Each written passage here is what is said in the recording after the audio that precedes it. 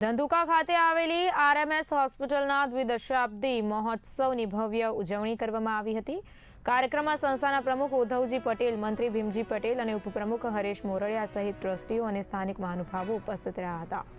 કાર્યક્રમ દરમિયાન સંસ્થાના સ્થાપનાથી અત્યાર સુધી સેવાઓ આપનાર કચેરીઓ અને સહયોગીઓનું સન્માન કરવામાં આવ્યું।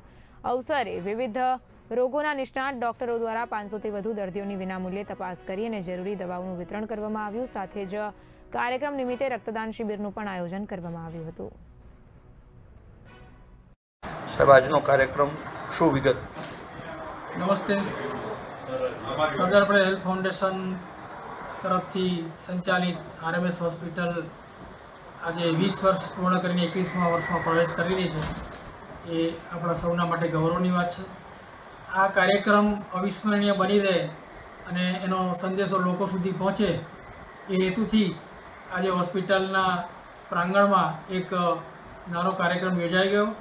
કાર્યક્રમ અંતર્ગત દર્દીઓ માટે નિઃશુલ્ક મેડિકલ કેમ્પ અને દવા વિતરણ વિવિધ શાખાના નિષ્ણાત ડૉક્ટરો દ્વારા ફિઝિશિયન, સર્જન, કાર્ડિયોલોજિસ્ટ, યુરોલોજિસ્ટ, પીડિયાટ્રિશિયન આ દરેક ડૉક્ટરોએ એમાં ખૂબ જ સરસ રીતે આપણને સહકાર આપ્યો।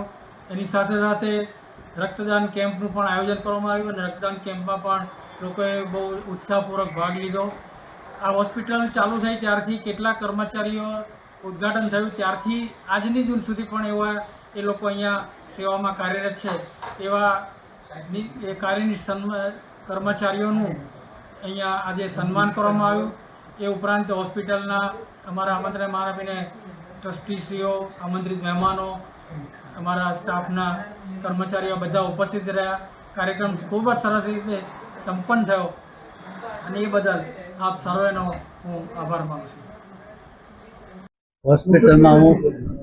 હોસ્પિટલમાં હું ચેરમેન છું।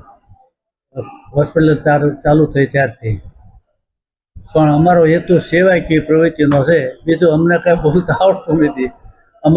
મેં નક્કી કર્યું કે હું જ્યાં લગન રહું ત્યાં લગન સેવા કરવી, બસ।